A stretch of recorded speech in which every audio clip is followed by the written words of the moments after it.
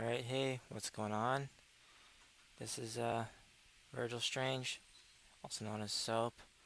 I still haven't figured out how to introduce myself, but whatever. This is another podcast that I'm doing. No guest host this time, but I do have a surprise tomorrow. I'll have a different person with me. Uh, you guys are gonna enjoy him. He's a fellow comedian. He's a comedian down in Southern California, and I don't know. I just had an urge to do a podcast. This is the very first podcast I've ever done sober. Like I haven't touched a drink at all today, and it's pretty weird. I got Terminator 2 on the background. That movie is such a good movie. It's such a good movie. If you've never seen it, shame on you. It's such a good movie. I love this movie. Um, I don't really have a lot to talk about. This is like the 2 minute cooldown edition of the Regrettable podcast. Playing that Assassin's Creed, the third one, and I'm not bored with it yet. I love it. Like the only Assassin's Creed that I played all the way through was the very first one. It kept me interested the whole time, and every single one since I get bored with. This one I'm not bored with. I'm really liking it. I highly recommend it. Uh, I guess that's what I'm gonna talk about now. Games. I've been playing a lot of WoW, which is a shame. I know. WoW sucks. Yeah, fuck you. I've been playing a lot of that. Here's something that pissed me off when I got home today. I was watching Ellen. Now Ellen doesn't piss me off. Ellen DeGeneres. I think she's a great comedian when she does stand up. Um, and I saw that she won a an award that I want to win one day, the Mark Twain Prize. She won it, and she so deserves it.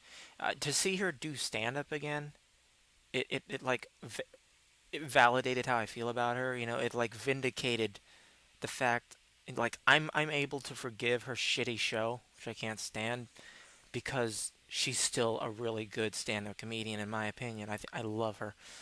Um, but something weird is they were doing like some Oprah-esque giveaway bullshit, and then, like she pulled two people out of the crowd, a married couple, man and woman, white, of course, and the woman was pregnant because what else do women do?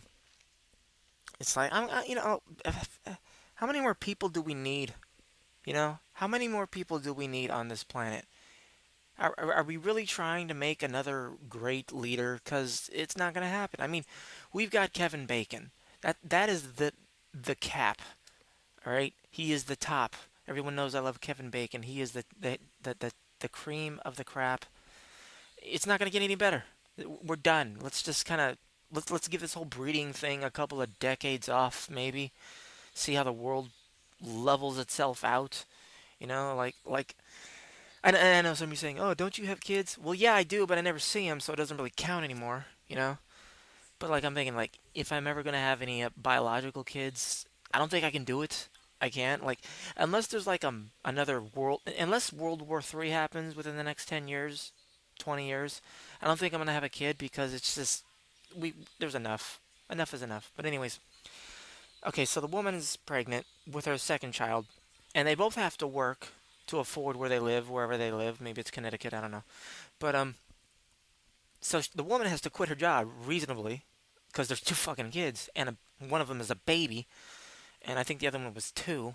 I mean, that's another thing. You want 2 years? You're just gonna give it 2 years before you start cranking out another one? Why don't you give at least five? At least, you know. But whatever.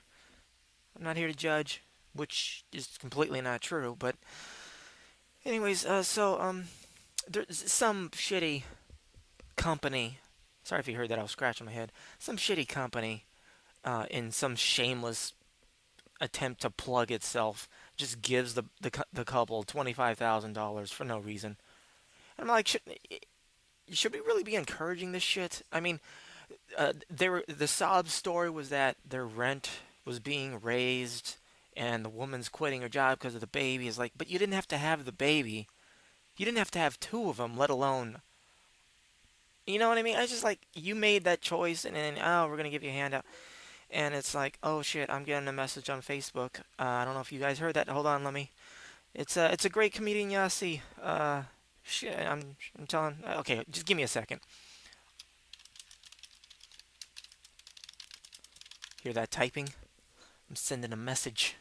All right. Anyways, what was I talking about? Oh yeah, broads with kids. All right. So they get this company plugs itself by giving these two jackasses $25,000, and I'm like, I hope some of that money is going to the vasectomy. You know, cause enough's enough. You guys, fucking two kids. It's just, oh Jesus. I don't get it. I don't get it. Why keep having kids? It's, and this might be coming out of some bitterness of not having my kids. Yesterday was Halloween, and I know the boys were dressing up, and they probably looked adorable, and I'll never know because I'll never see it. It's a fucking shame. And it's another thing I learned, and it's not really because of my ex, but I've learned never get married. And the reason why I say that is because you just shouldn't. It's fucked up. It's dumb. I mean, the benefits the government gives you, I don't think is worth the inevitable divorce that you're gonna have and the shit you're gonna lose. You know, it's just it's all fucked up. Just don't get married. If you gotta be with someone, just be with them. Don't get married. Fuck it. Just don't do it. And don't have kids. And then you'll be happy. I shit you not. That is the key to happiness. Find a broad you can handle, you can stand, who looks good enough to fuck in her 80s. Okay, maybe not 80s, maybe 70s, but who's gonna stand the test of time. You're into her. Now don't marry her and don't have kids. You'll be happy. All right, that's what I'm learning. Oh, I can't. I don't know. Yeah, I guess I am bitter. Yesterday's Halloween and I wasn't there for the kids. Fuck. It's fucking bullshit is what it is. But the choices we make lead to the results that we have. That's another thing that kind of pissed me off. That whole saying, everything happens for a reason. I can't stand that saying. Because no, everything doesn't happen for a reason. Everything happens as a result. It doesn't. Your tree didn't fall down because you need to redecorate your land. Your tree fell down because there were termites in it. They were eating away at it. The tree was old, maybe it was dying, and gravity took over. It was a result of a series of circumstances that led to it. It didn't happen because you need a new lawn. But you can make an opportunity out of it and like say, well, the tree fell down. I guess this is a good time to redecorate. But it's not a sign from God saying, all right, this is what you need to do, so I'm going to knock down your tree. Don't think of it that way because it's not it. Things happen as a result. They don't happen for a reason. They happen because of a reason. I don't know. Shit like that gets me annoyed. I got a question for you guys out there. There's something you can post in the reply section. What is more irritating, a friend who has recently fallen in love, or a friend who has recently been dumped? Which is more annoying? I think it really depends on the dude. Like if it okay, now this is gonna sound sexist because I'm using the word bitch. But okay, there's two types of dudes. There's dudes and there's bitches. Now if a dude falls in love, first of all, what dude falls in love? But if a dude falls in love, he's like, yeah, man, you know. You ask him how you two doing? How you and your girl doing? Yeah, things are cool. I like her. It's all right. That's how a dude handles it. A bitch would be like, oh, dude, this woman is my life. She means everything to me. Oh, go shut up, fuck yourself. Don't talk to me ever again. We're not friends anymore. And the same thing during a breakup. If a dude breaks up with his girl who's really into, he like, dude, are you okay? Just leave me alone. Give me a couple days. The guy will go off, be by himself for a little bit, maybe have a drink, kind of do what he needs to do.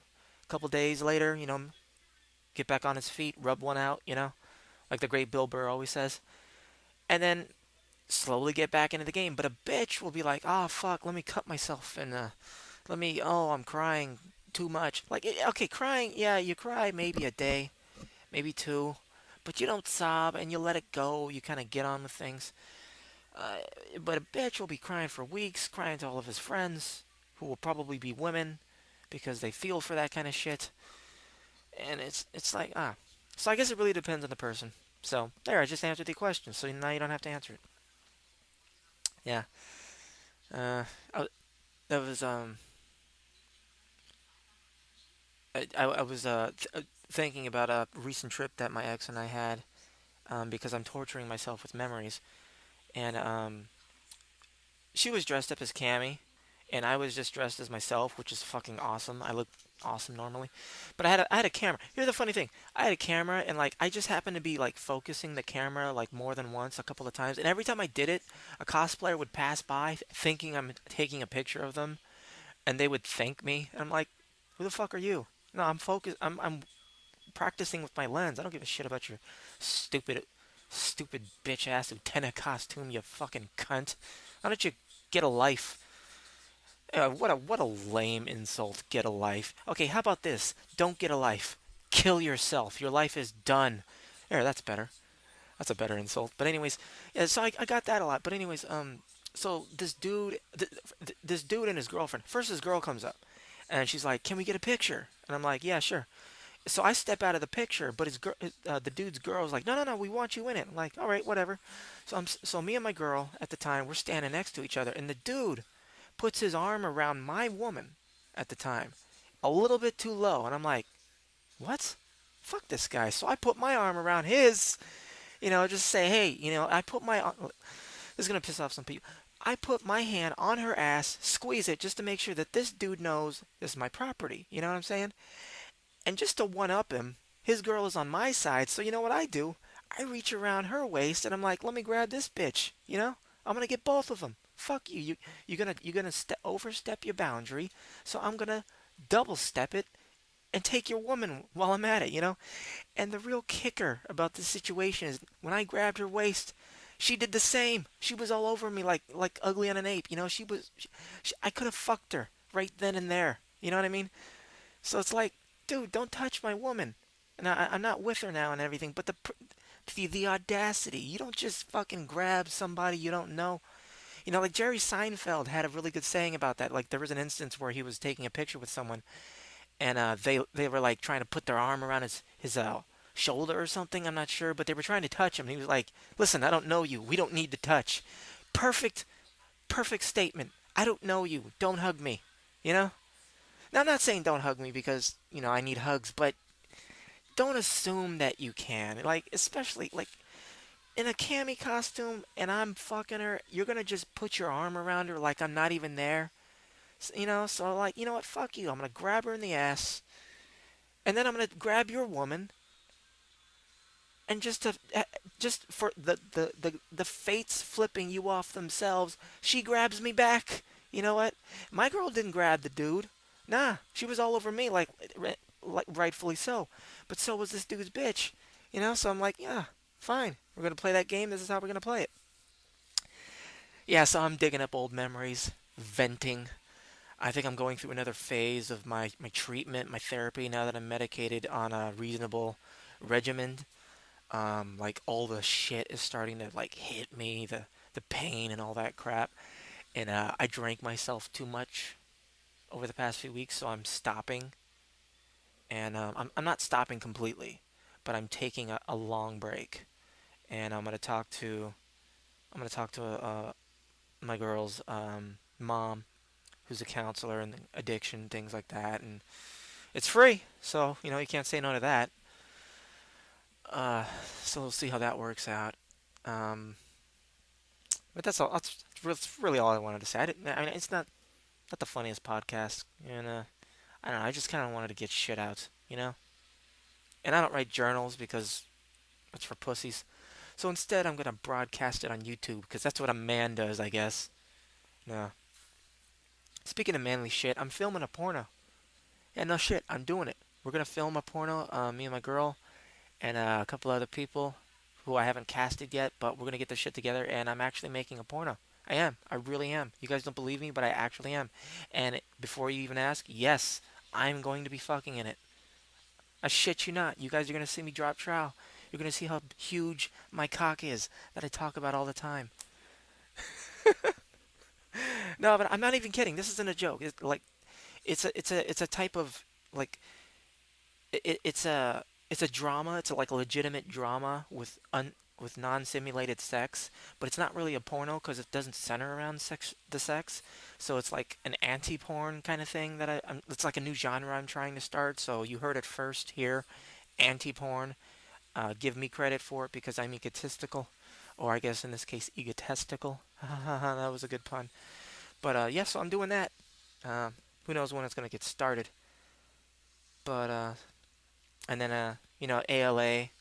There's a couple of new developments for that, but I'll get to that tomorrow when I have the special guest on who we're going to talk to.